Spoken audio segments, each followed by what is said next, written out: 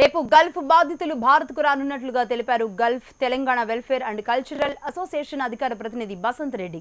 తెలుగు రాష్ట్రాలకు చెందిన సుమారు 31 మంది ఇందులో ఉన్నారని ఆయన తెలిపారు. పని కోసం ఇరాక్కు వెళ్లి ఏజెంట్ల చేతిలో మోసపోయిన వీరు 3 నెలలుగా నానా అవస్థలు పడ్డారన్నారు.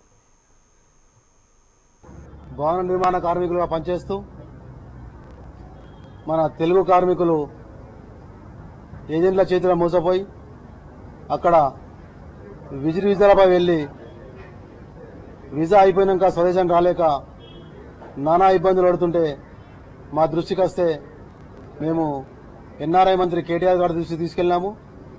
వారు మేము కలిసి గత 3.5 నెలల నుంచి ఢిల్లీలో ఉన్న రాయబార కళ్యాణం కానీ అక్కడ ఇరాక్లో ఎర్బిల్లో ఉన్న రాయబారి దీపక్ గారు కానీ వారితో మాట్లాడి ఎప్పటికప్పుడు వారి సమాచారం తెలుసుకుంటూ అక్కడున్న మా ప్రతినిధి మాటేటి కుమరాయ సహకారంతో రేపు ఆల్రెడీ ఇప్పుడు ఫ్లైట్లో బయలుదేరారు.